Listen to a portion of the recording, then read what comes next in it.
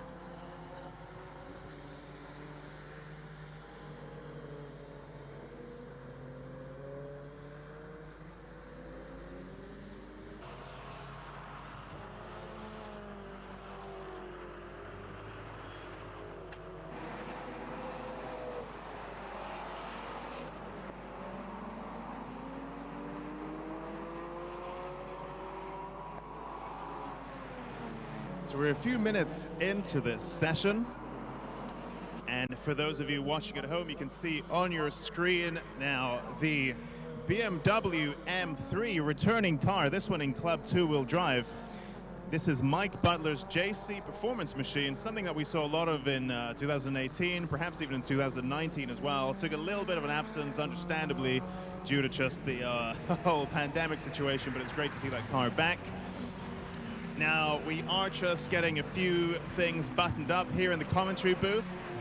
As usual, the Time Attack commentary is brought to you by me, Alexi Wood, and also today we're joined by Susie Wallace, who is just heading down to the pit lane now to give us all of the gossip live as it is happening. Red flags, breakdowns, gossip, upgrades, whatever. You know, Susie will have the story, and we will be bringing that to you very shortly indeed.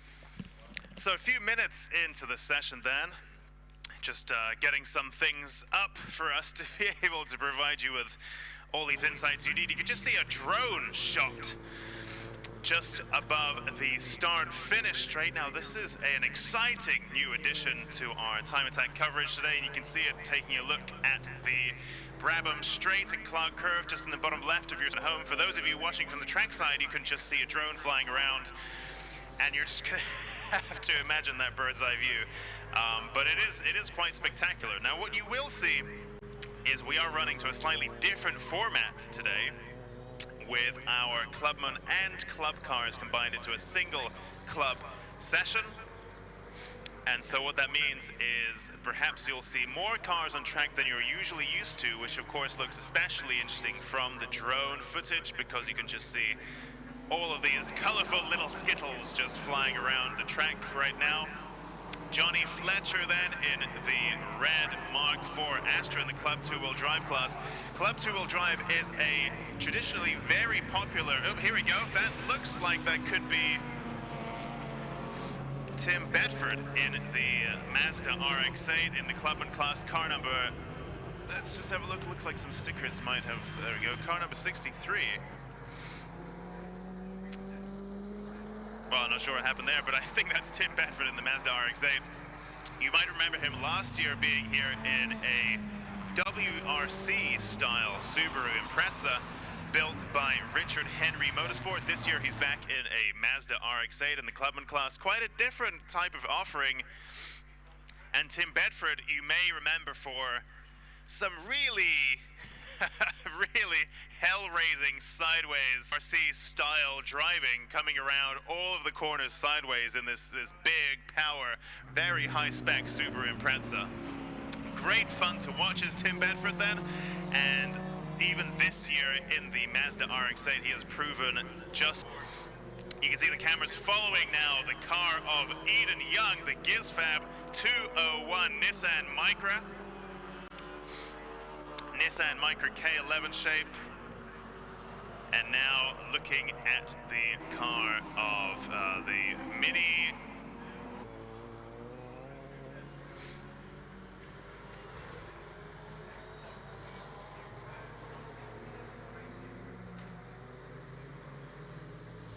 Nicholas Stott's R58 Cooper S.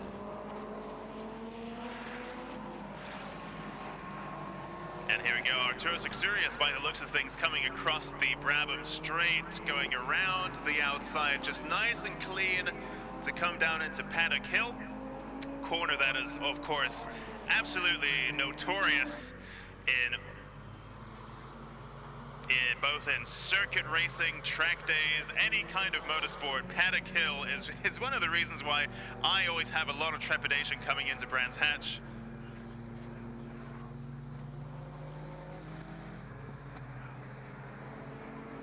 But by the looks of things, Arturo Suxurius is having no such problems. Oh, that's actually Adam Rao. Adam Rao in the number 66 car. The roofer setting Subaru Impreza. He is here as a single round entry, and that was a very quick session indeed. So let me just discuss a little bit of our new format for today. As I've already mentioned, our Clubman, Pocket Rocket, and Club cars have been combined into a single session. Samuel Pickering making the jump from Club. What is it called? Samuel Pickering making the jump from Run What You Brung into Club 4-wheel drive. Finally deciding to, well, this is a class that is competitively timed. It awards championship points and all of that stuff. Whereas Run What You Brung is kind of more a timed track day format, which doesn't actually qualify for any points. It's a bit more of an open rule book, so it's more tricky to really compare and contrast the different drivers when they're running to such an open rule book. So Samuel Pickering then making the move from Run What You Brung into Club 4-wheel drive, and actually ending this session fastest overall with a 52.8, which is blistering around Brands Hatch Indy. Really, if you are doing under a minute, then you're already pretty quick. You can see a few drivers here not quite managing to crack through that 1 minute barrier, but do bear in mind that this is only warm-up. The format that we run to today is warm-up, then we have practice, then we have qualifying, and the final. Qualifying is just named as such as a historical legacy thing. It doesn't actually involve any qualification per se, but qualifying does award some championship points, and so the name kind of bestows it that gravitas that a point scoring session should have. So qualifying scores half points, the final scores the full amount of points, and warm-up and practice are just there, and they do what it says on the tin, really. Our pro cars, you can see lined up in the pit lane, ready to go out onto the track. We have Club Pro 2-wheel drive, Club Pro 4-wheel drive, Pro 2-wheel drive, BC Racing Pro 4-wheel drive, GT3 sports car and prototype, and Pro Extreme. Something I am especially interested in seeing today is the GT3 sports car and prototype machine of Phil Reed, the Nissan Nismo GTR GT3. I haven't seen it in the paddock yet, so I'm not actually sure whether it's made an appearance today, but I sure hope so, because I'm a very big, fast Nissan fan. So there's the machine of Eden Young, the GizFab K11 Micra, one of my favorites here in the paddock, and I would also be very intrigued to see the Nismo GTR GT3 of Phil Reed in the Pace Ward entry. But more of that in a minute. Currently on your screens you can see the Club Pro 2-wheel drive machine of Darren Spooner, the Spooks Motorsport Peugeot 205. Very rapid machine indeed, and one that's been in time attack for quite a long time now. Darren Spooner's truly a time attack veteran.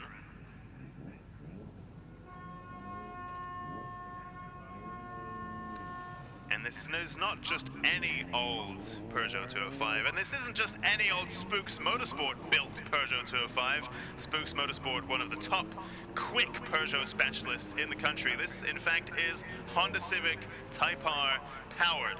The legendary Honda K20 block powers Darren Spooner's machine, helping it make it the beast that you see today. And you can see then our pro cars making their way onto the track. Club Pro 2-wheel drive, Club Pro 4-wheel drive, Pro 2-wheel drive, BC Racing Pro 4-wheel drive, GT3 sports car and prototype, and Pro Extreme. Pro Extreme, of course, are the iconic fire-breathing monsters with massive aero that really put time attack globally on the map, whether that's in Japan, whether that's in the UK, whether that's in the USA, Australia, whatever. Time attack is known for these very elaborate, very extreme builds. And we have two such Pro Extreme machines with us here today. The BC Racing Super Impreza of Paul Doyle and the X-Shift Super Impreza of Andy Hughes.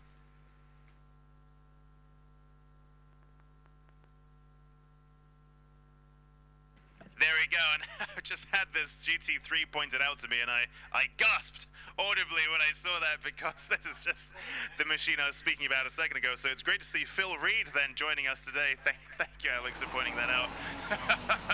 Phil Reed's machine, the number 33 Nismo GTR GT3, the Pace Ward machine.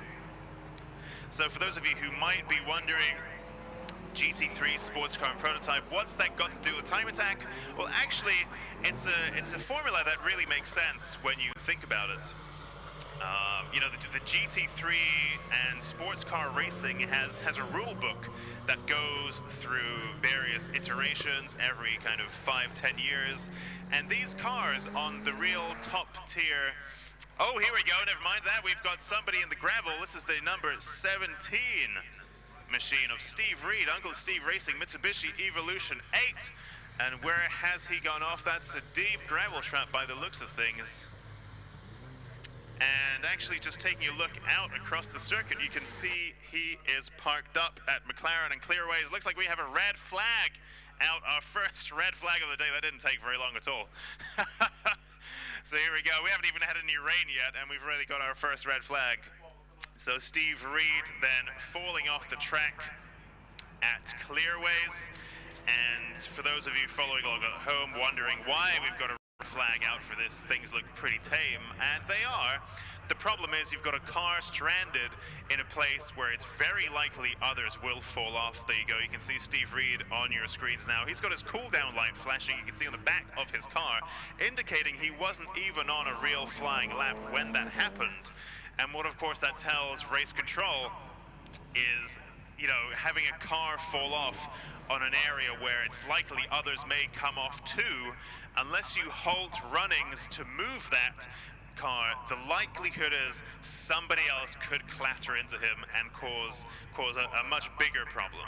So when you have a car go off in a place like that, where it's really likely that somebody else could come off there as well, then of course you've got a potential incident on your hands, and what that means is the stricken car needs to be cleared ASAP. Hopefully this one should be fairly straightforward. Doesn't look like there's any kind of damage per se, so hopefully we can get Steve Reed's car up on the flatbed nice and quick, and we'll be able to resume the session quite promptly. Now, as I was saying, the GT3 sports car and prototype class is quite an interesting one, and as we were discussing, the rule book in GT3 and other you know, if those of you follow Formula One or whatever, you will know that the rule book changes every so often. And what that means is, really, in their native categories, these cars have a shelf life. And when the rulebook changes, these GT3 cars are either no longer competitive or no longer eligible. And so what that means is they just sit around gathering dust. And they haven't really got anywhere to run. Now, the idea behind this class is you think, well, look, you've got this car that can't run. Let's just see.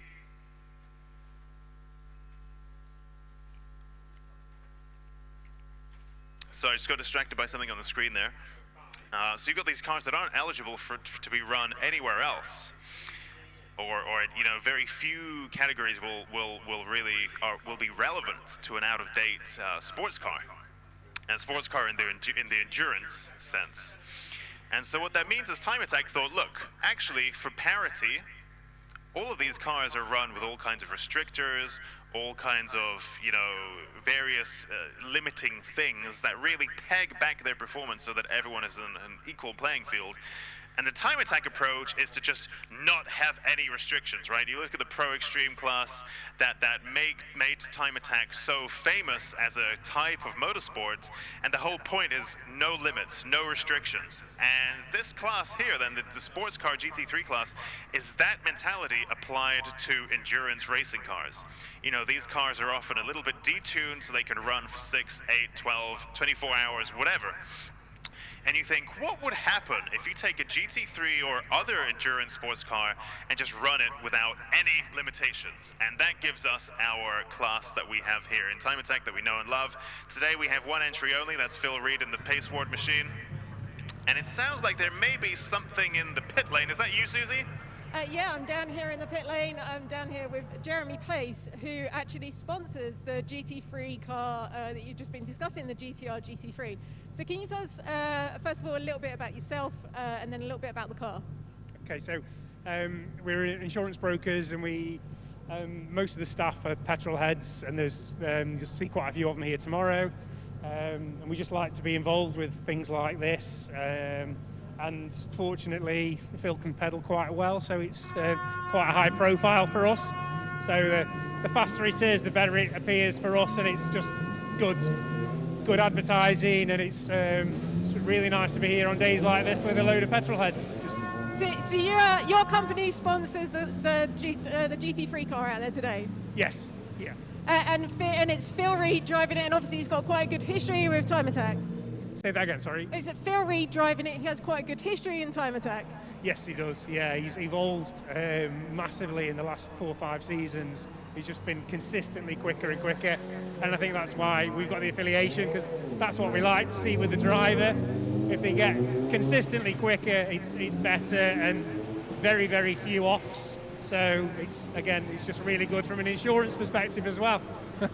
Yeah, I bet. And so previously we've seen Phil out in Evos, and this time he's out in a GTR. So what do you know about the change? What's the difference with the car? Massive difference. You've got to be extremely committed to the aero on this.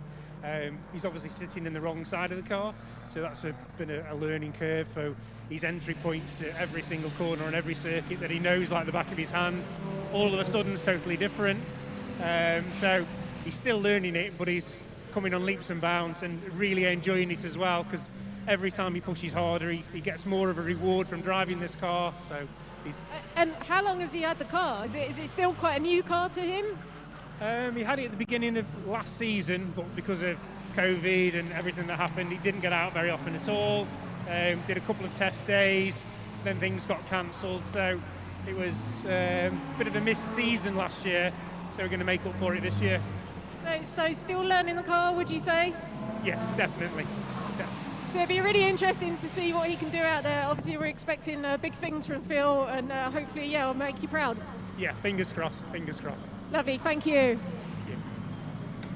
Thank you, Susie. Thanks, Jeremy. It's a really interesting one because Susie's a massive Mitsubishi Evo fan, so he could just almost taste the salt when she said, "Look, he used to drive an Evo, now he's driving a GTR. What's up? You know, this guy's betrayed the team, and he has moved to the other." Traditionally all-wheel drive Japanese missile. Of course, the GT3 car is rear-wheel drive only. And as Jeremy was alluding to, quite a different style to what you would expect with what was once a road car in the previous Pro Extreme Mitsubishi Evolution. Of course, this purpose-built racing machine, you know, built for GT3, built for sports car competition, has so much aero in addition to the mechanical grip that you might expect from the slick tire. And you know, it's a very there's a real mental block you need to overcome with this kind of car, because when it's so aerodynamically active, the faster you go, the better it corners, which is something that a lot of drivers, probably most drivers, struggle with when they're moving from something more road biased to something with really heavy aerodynamics. Is just how it's just the opposite of what you expect. Right, where usually you expect to slow down to be able to go around corners and stuff. Big luck up there from Luke Sedekovsky in the Honda NSX, a car that they have lovingly nicknamed Tsuki. And here we go. It looks like a little bit of smoke from the back of that car. This has actually just had a engine rebuild. Here we go, big smoke then from Luke Sedekovsky's car. That is not what we want to hear. Just take a look at what's happening here. So the car of Luke Sedekovsky did recently blow its engine whilst on a dyno. And actually, with just a week to go before this event, they rebuilt it with a new engine, courtesy of Born HPP, who managed to put together in just, let me just again, 1 week turnaround from blown engine to newly built and fitted new Honda K20 block in the back of this Honda NSX. Born HPP built, and today is the first day this car is out running in anger. And many of us had question marks over how well this Born HPP machine would perform. Seems like it's having some teething troubles there, as Luke Sedekovsky was out on track with that NSX. Hopefully nothing too serious, and we'll be able to see that back out later today. Perhaps just some kind of, you know, it was nice white smoke. Maybe it was getting a little bit oily. Who knows? Hopefully nothing too serious. Meanwhile, Phil Reed then in the Nismo GT3 going fastest of all with a 53.0. Not quite as fast, let's bear in mind, as Samuel Pickering in the previous session, which is really crazy, and it just goes to show how much Samuel Pickering has advanced as a driver over the years. Here we go, Phil Reed going a second quicker with a 53.2 in the GT3 car. Bearing in mind, this is only warm-up, so we're not going to be able to read too much into these drivers' form just yet. I think we'd be doing ourselves a big disservice if we started basing everything on warm-up times, but it gives us a little bit of something to talk about, and you can see Phil Reed there in the GT3 and sports car classed Nismo GT3 running fastest of all pole and leading also his class, leading the session. Behind him there we go, Luke Sedikovsky was third. He's just been displaced by the machine of, here we go, it's all changing here. The number 45 machine of the number 45 Subaru Impreza. Then we have of Paul Doyle, the BC racing machine. You might have seen this with the big wing. There it is on your screens. Just out of shot. Then we have the machine of Andrew Barber, the AKB Mitsubishi Evolution 9. I'm struggling with Roman numerals for a second there. It's like I didn't do key stage 3. I have been to school. It just took me a moment to remember what Roman numerals meant. Right, here we go. So here then is the fastest car, sorry, the second fastest car.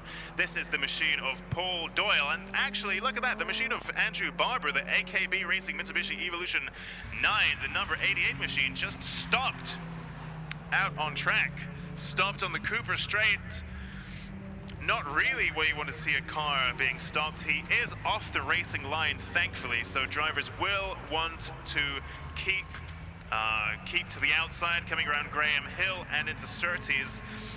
So he isn't strictly on the racing line, and for that reason you can see a yellow flag out as drivers approach the car, and then a green flag just on the other side of Andrew Barber's stricken machine. Andrew Barber was currently running third fastest with a 55.4, and actually a red flag has come out to clear that machine. We've got 25 seconds of the session remaining, so that perhaps might be the end of it. We may see a checkered flag to follow. Susie, I believe Susie might be in the pit lane. What have you got for us, Susie? Yeah, I'm down here in the pit lane with Jonathan Ellsworth. He's driving a Caterham in Club 2-wheel drive. So just give us an introduction to yourself and the car, please. Yeah, hi, I'm Johnny, racing in the Caterham this year. Had a test in 2019 in Pocket Rocket. And then back in this year, we've upgraded the engine since then, so it's from 140 horsepower, it's up to about 197 now. Forged pistons, steel rods, all bits and pieces, so a bit more power, so we've gone up a class to Club 2-wheel drive. First time at Brands Hatch, so a bit of a steep learning curve for me. Oh, there's only so many corners to learn, right? It's only like 6 right-handers and 2 lefts, isn't it? You can't get lost.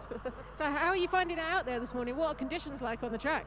Yeah, good. It was a little bit greasy first thing this morning, cold tyres, and it hasn't quite properly dried up off the racing line yet. But once we get some heat in the tyres, yeah, it was good. Started to find some rhythm and some good pace. So I think this afternoon, we'll hopefully, if it stays, fingers crossed, stays dry, we'll be able to get some good lap times in this afternoon. Yeah, what's it going to be like if it's wet in the Caterham? Like a bathtub on wheels. So yeah, fingers crossed for some dry weather then. Sorry, tell us a little bit about the car. So, and you entered, was it last year? In 2019, we did Pocket Rocket just as a trial to try it, see how we got on. Did fairly well. I was quite happy with it. So we were meant to come back last year, but because of COVID, etc., we postponed it. So the car's pretty much the same. We've upgraded the front brakes to cope with the extra power. But it's mainly all engine work because I was suffering on the straight line. It's not the fastest car in straight, probably only really geared to do 120 because of the aerodynamics, but it's all in there about cornering and the braking. That's hopefully where I can make it up. So we've upgraded the brakes to AP Racing 4-pots on the front, so it's made a massive difference now in stopping power. So what's it like out there on track with so many other cars and, you know, quite a small car? The only Caterham, I think, out on track? Yeah, the only Caterham out on track, so it feels pretty tiny compared to the other tin tops when you're out. So when you've got 5 or 6 of them around you and you're looking at the wheels, it's a little bit intimidating. But you catch them up on the corners, I'm guessing? Yeah, that's where we're making it all up in the corners, and I won't tell everybody, if we can try and get a bit of a toe down the straight, that'll probably try and help me out as well. So. Excellent. Well, good luck for the rest of the day. Fingers crossed it stays dry for you. Otherwise, you're going to get a bit wet as well as the car, I think. I think I will do. After Cadwell Park, we had about 2 inches of water in the footwell once we'd finished. So. Oh God! So is your suit dried out yet? Just about. Only just. Excellent. Thanks for talking to us. Thank you very much. Take care, guys. Cheers. Thanks, Susie. Thanks, Jonathan. Actually, it's an interesting point Susie makes at our Brands Hatch. It is just a handful of corners. It's basically like spicy NASCAR. It's not quite an oval. It's a little kidney bean shape, but it's ever so close to just being an oval. Don't take that literally. People seem to hate a lot these days. Actually, Jonathan, yeah, I remember that car in 2019. The first time I saw it in the pit lane, I was doing the pit lane commentary that day, much like Susie is now. I saw the car, and of course, those were pre-COVID times when you could just approach someone and say, "Oh my God, that's a really cool car. Can I sit in it?" And so I remember that Caterham quite well. And thank you, Jonathan, then, and and I still remember that moment trying to squeeze myself into and out of that Caterham. It was not a sexy look, and I don't think it's something most people can pull off unless they are made of rubber or something, so especially one with a cage and everything. So massive kudos for Jonathan for persevering with that. I mean, a Caterham is really... It is a life of hardship. You know, firstly, if you could even manage to get into the thing in the first place, you're doing well. And then, of course, should it rain, as we are expecting during the course of this weekend, then, of course, you're also driving in a swimming pool. You know, you're in a bathtub up to your shoulders in water, and it's not even nice and warm. It's like just cold rainwater, and you're trying to steer it around a track and not fall off. So I think Caterham people are... they're just the next level, you know, the next stage of evolution up in terms of their resilience to hardship. So yeah, big respect there for Jonathan for putting up with that. And it looks like a very rewarding driving experience. Here we go. So you can see, actually, that's your drone on the screen now. Not your drone, our drone, sorry. That is the drone, which will be here providing lots of juicy aerial shots. And there you go. You can see it now hovering above the pit lane as we watch Steve Reed's car getting recovered. Let's just remind ourselves of our times so far. We've got Phil Reed then fastest of all with a 53.2 in the Nismo GT3. Then we have Paul Doyle in the BC Racing Subaru Impreza with a 54.2, leading Pro Extreme. Then leading Club Pro four-wheel drive is Andrew Barber in the AKB Racing number 88 machine with a 55.4 before he stopped out on track. You can see on your screens Luke Sedikovsky's machine, the Tegiwa Imports Honda NSX, nicknamed Tski. And there it is doing, just moving around there in the background. That was running 4th fastest overall and fastest in Pro two-wheel drive was Luke Sedikovsky's machine with its freshly rebuilt engine before what looked like some kind of technical issue halted play. Then we have Darren Spooner, 5th fastest overall and fastest in Club Pro two-wheel drive. Darren Spooner in the Spooks Motorsport Peugeot 205. And the timing screens then have been reset. And it looks like that. Just having a look there. It looks like we've got Susie in the pit lane. What's going on, Susie?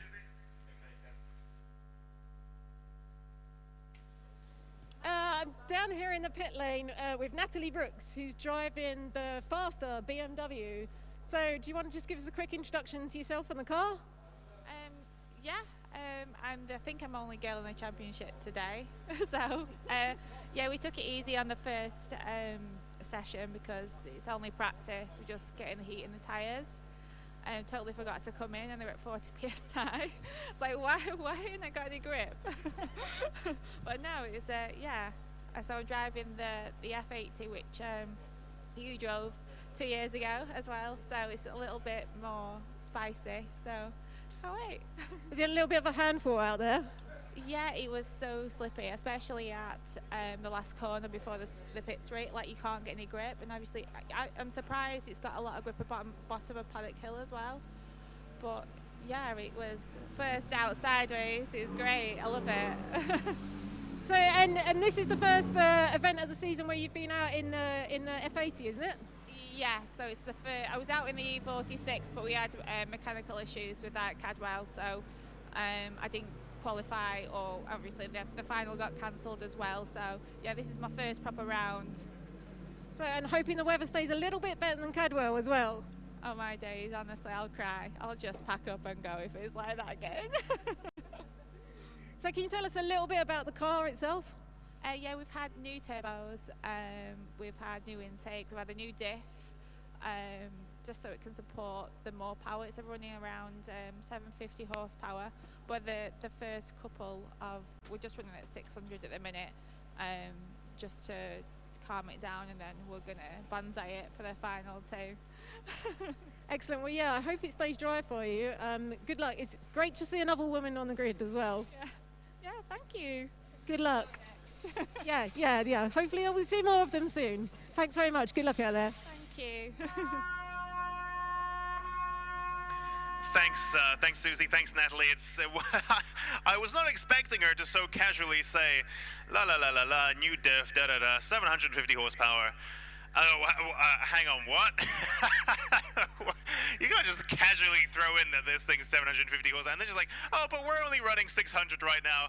Oh my God, these this current generation of M3 of BMWs is just something else. Anyway, that rounds up our time attack warm up for our club and pro classes. So for those of you following along with the time attack stream, time attack practice is scheduled to kick off at 11:05. So we will see you shortly.